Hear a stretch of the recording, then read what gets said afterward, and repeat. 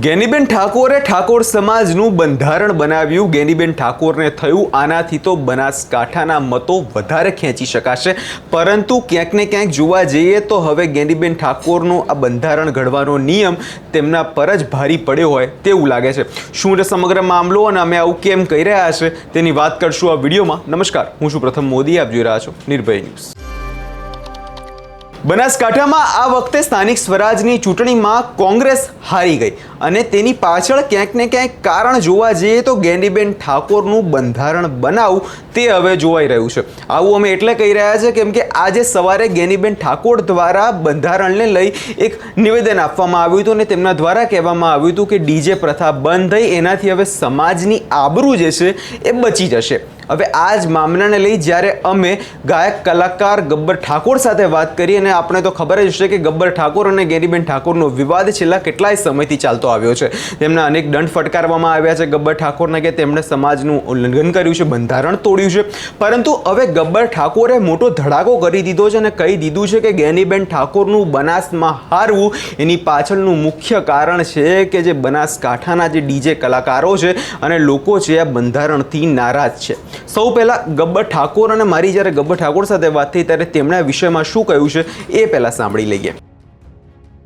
મારી સાથે અત્યારે ઠાકોર સમાજના કલાકાર ગબ્બર ઠાકોર જોડાયા છે। ગબ્બરભાઈ, ગેનીબેન ઠાકોરનું આજે એક નિવેદન આવ્યું જેમાં તેમણે એવું કહ્યું કે ડીજે પ્રથા બંધ થતાં સમાજની આબરૂ હવે બચી ગઈ છે। આ મામલે શું કહેશો? 100 જણાના પુરાવા પડ્યા છે મારા કણ જે 100 જગ્યાએ ડીજે વાજેલા છે। આ લોકોનું કેવું છે ખબર કે જે હોમે કોઈ લાલ હોક વતાવે ને તો આ લોકો દંડ લેવા નથી જતા, કોઈ ગરીબ ઘર હોય ને તો આ લોકો જતા રહેવામાં। હમણાં ચૂંટણીમાં પ્રચારમાં બધી જગ્યાએ બહુ ડીજે વાજ્યા છે અને એમનું પરિણામ એમને મળ્યું છે। એમના જે ભાભરની અંદર નહીં બધી કેટલી સીટો હારી એમને, ડીજે નો પ્રશ્ન જ નડ્યો છે એમને। ડીજે નો છે, જે કલાકારો છે, જે આર્ટિસ્ટો વગાડવા વાળા છે, એટલે આ લોકો ઘણા લોકોના રોજગારી ધંધો બંધ થઈ જાય ને સાહેબ, એટલે ધંધો અમને આલવો જોઈએ। કોઈ ધંધો કોઈનો આપણે શું છે રાજકારણની અંદર અમને સત્તા હોય, સત્તાનો તો મેન યોગ્ય શું છે કે કોઈનું સારું કરવું, કોઈના ઘર હેડે, કોઈને રોજગારી મળે, કાર્ય એવું હોવું જોઈએ। પણ આ તો હોમાં ધંધા બંધ કરાવે અને 15 હજારમાં કે લંકા લાવો એ ચાલે, 5000 નો ડીજે ના લાવો। ડીજે ની અંદર અમને પેલા બી મેં એક પ્રશ્ન કર્યો તો મેં કે વૈશાખ આવે છે તમે કોક નો કોક સુધારા કરજો, એટલે અમને ગોમ-ગોમમાં બધી જગ્યાએ ઝઘડા કરવાના અને ભાગલા પડાવવાની વાતો કરી છે અમને કોણ।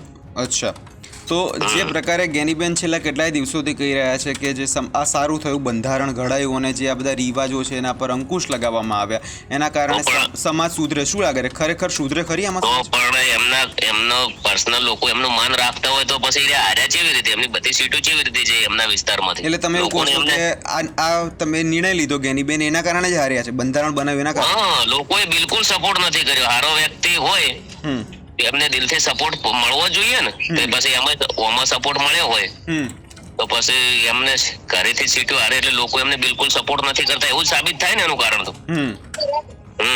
તો એટલે પણ એ કહેવું ગેનીબેનનું એવું છે કે લગ્ન પ્રસંગોમાં જ્યારે ડીજે વાગતું હોય ત્યારે લોકો દારૂ પીને આવે છે, એના કારણે બહેનોની આબરૂ જોખમાય છે। શું કહેવું આમાં? તો દારૂનો બંધો કેમ નથી કે દારૂ બંધ કરાવો એવો છો મુદ્દો નથી? તો ગેનીબેન તો ઘણીવાર કહે છે કે દારૂ બંધ કરો અને રજૂઆત બી કરવા જાય છે। હા, રજૂઆત કરવા જાય તો મુદ્દો હોવો જોઈએ ને, બંધારણ જે છે 16 મુદ્દા તેમાં મુદ્દો બી નાખવો જોઈએ ને એમને, કે એમને કે પર્સનલ કહેતા હોય છે કે દારૂ બંધ કરો તો પછી મુદ્દો નાખવો જોઈએ ને। ચૂંટણીની અંદર દારૂ ચાલે, ડીજે ચાલે, બધું ચાલે, એમને ચૂંટણીની ખુશી વધારે હોય છે કે કોકના લગ્નની ખુશી વધારે હોય છે? જી, લગ્નમાં પ્રચારમાં ચૂંટણીના પ્રચારમાં એમને કોઈ જગ્યાએ કોઈ ડીજે નો પેલું નડ્યું જ નથી બિલકુલ, જેમ વગાડવું એમ ફાવે એમ વગાડ્યું। જી બિલકુલ બિલકુલ। અને ડીજે ના માટે હું લડત લડતો હોય તો ડીજે ને મારે કોઈ લેવા દેવા બી નથી। એનું કારણ છે કે અમારા પ્રોગ્રામ સીધા લાખોમાં થતા હોય, ડીજે 500-10,000 માં આવતું હોય, તો કોઈ ડીજે વગાડવાથી મને મોટો ફાયદો છે અને મને કોઈ કરોડો રૂપિયા મળે એવું નથી, પણ લોકોની રોજગારી માટે કોક વ્યક્તિ તો સાચું બોલવા વાળો હશે ને। બિલકુલ। અમારા સમાજમાં કયો આગેવાન એવો છે કે એમનાથી 500 જણાના ઘર હેડતા હોય, કે કોઈ મિલ હોય, કોઈ ફેક્ટરી હોય, કોઈ જગ્યાએ એવું કંપનીઓ બનાવી હોય કે જે વ્યક્તિને 20,000 રૂપિયા પગાર મળતો હોય 500 કે 1000 જણાના ઘર હેડતા હોય? બિલકુલ બિલકુલ। આ લોકોને ટાર્ગેટ કરવાની, મીટિંગ કરાવવાની, પબ્લિક બોલાવવાના, લોકોનો પેટ્રોલ બળાવવાના, ડીઝલ બળાવવાના, લોકોનો સમય બગડાવવાનો, છેલ્લે જાતા તાળીઓ પડે ને બધાને ઘેર મૂકી દેવાના, છેલ્લે જાતા કશું લોકોને ફાયદો થતો નથી। બિલકુલ જી બિલકુલ આપ અમારી સાથે હા કોઈક જી વ્યક્તિ તો સાચું બોલવા વાળો જોશે ને, અને ગમે તે કોઈ બી વ્યક્તિ સાચું બોલે ને, હા સમાજનો દીકરો કોઈ બી સાચું બોલે તો એને કોઈ તો દબાવવાનું કરે, કોઈ તો ગોમના વ્યક્તિ કન ફોન કરાવે, કોઈ તો કોઈ જે નેચા લેવલના આગેવાનો હોય એમના કન ફોન કરાવે, કોઈ તો વિડીયો ડિલીટ કરો ને તમે ઓમ કરો ને સમાજની આબરૂ જાય છે ને આવી બધી વાતો કરીને દબાવવાની વાતો કરે. એટલે સત્તાનો પાવર છે ને એ જાજો હારો નહીં, કોઈના કન રહેવો નથી, કોઈના કન રહેવાનો નથી. હંમેશ માટે હારું ને સત્તાનું કોઈ પેઢીના પૂનથી આ બધી સત્તા મળતી હોય છે, પણ એનો સદુપયોગ થવો જોઈએ સાહેબ. બિલકુલ ગબ્બરભાઈ, આપ અમારી સાથે જોડાયેલ તે બદલ ખૂબ ખૂબ આભાર. જય બાબા.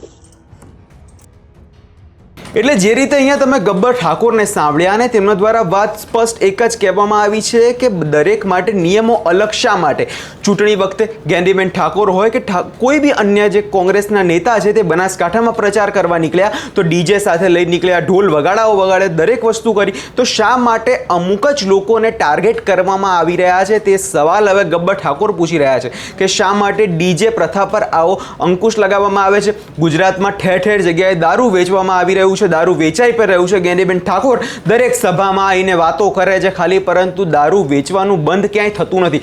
માત્ર ખાલી વાતોની સરકાર છે અને માત્ર બોલ બચ્ચન ગેંડીબેન કરી રહ્યા છે એવું આડકતરી રીતે હવે ગબ્બર ઠાકોરે કહી દીધું છે. એટલે આખો આ સમગ્ર જે વિવાદ છે હવે ક્યાંક ને ક્યાંક આગળના સમયમાં વધુ ગરમાશે તેવું પણ લાગી રહ્યું છે, કેમ કે જે પ્રકારે હવે ગબ્બર ઠાકોરે જે બનાસકાંઠામાં કોંગ્રેસ હારી છે તેને લઈ જ્યાં ધડાકો કર્યો છે અને કહી દીધું છે કે ઠાકોર સમાજ હવે કદાચ ગેંડીબેન ઠાકોરથી ક્યાંક ને ક્યાંક રોષે છે, અને તેમાં પણ ખાસ કરીને જે ઠાકોર સમાજના કલાકારો છે ત્યાં હવે બનાસકાંઠામાં કોંગ્રેસને સમર્થન નહીં કરે જેવી વાત પણ કરી દેવામાં આવી છે. હવે જોવાનું એ રહેશે કે આગળના સમયમાં થાય છે શું. આ વિષયમાં તમારો શું અભિપ્રાય છે અમને કમેન્ટ કરી ચોક્કસથી જણાવજો, અને અમારી ચેનલ નિર્ભય ન્યૂઝને લાઇક, શેર અને સબસ્ક્રાઇબ કરવાનું ભૂલશો નહીં.